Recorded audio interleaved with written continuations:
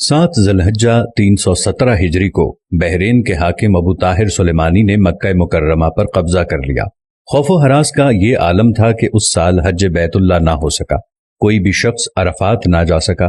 انا للہ و انا الیہ راجعون۔ یہ اسلام میں پہلا ایسا موقع تھا کہ حج بیت اللہ نہ ہو سکا۔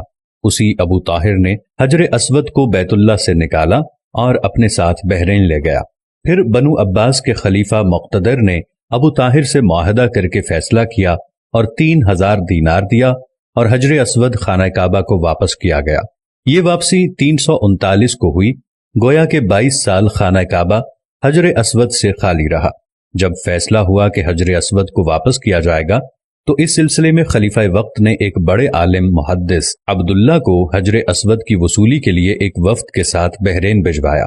یہ واقعہ علامہ سیوطی کی روایت سے اس طرح نقل کیا گیا ہے کہ جب شیخ عبداللہ بحرین پہنچے تو بحرین کے حاکم نے ایک تقریب کا اہتمام کیا اور ان کو بتایا گیا کہ اس تقریب ہی میں حجر اسود کو ان کے حوالے کیا جائے گا۔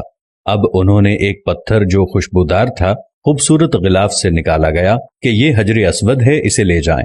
محدث عبداللہ نے فرمایا کہ نہیں، بلکہ حجر اسود میں 2 نشانیاں ہیں، اگر اس میں یہ نشانیاں پائی جائیں تو یہ حجر اسود ہوگا، ورنہ یہ حجر اسود نہیں ہے۔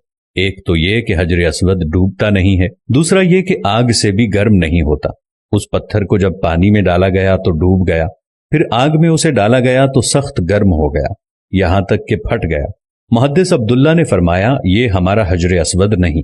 پھر دوسرا پتھر لایا گیا، اس کے ساتھ بھی یہی عمل ہوا اور وہ پانی میں ڈوب گیا اور آگ پر گرم ہو گیا۔ فرمایا کہ ہم اصل حجر اسود ہی لیں گے۔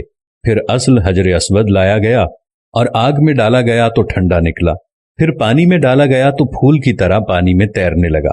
تو محدث عبداللہ نے فرمایا یہی ہمارا حجر اسود ہے اور یہی خانہ کعبہ کی زینت ہے اور یہی جنت والا پتھر ہے۔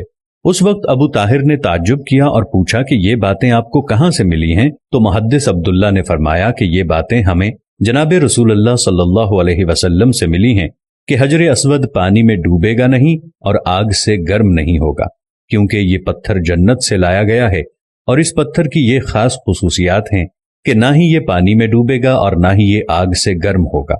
ابو طاہر نے کہا کہ یہ دین روایات سے بڑا مضبوط ہے۔ جب حجر اسود مسلمانوں کو مل گیا تو اسے ایک کمزور اونٹنی کے اوپر لادا گیا، جس نے تیز رفتاری کے ساتھ اسے خانہ کعبہ پہنچایا۔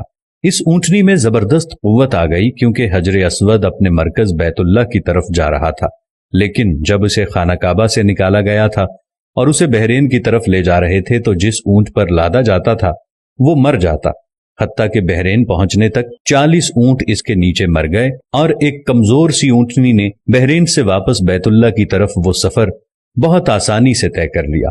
کیا خوبصورت شان ہے میرے اللہ کی، کیا خوبصورت شان ہے میرے نبی کی، اور کیا خوبصورت شان ہے اس حجر اسود کی کہ جو جنت کا پتھر ہے۔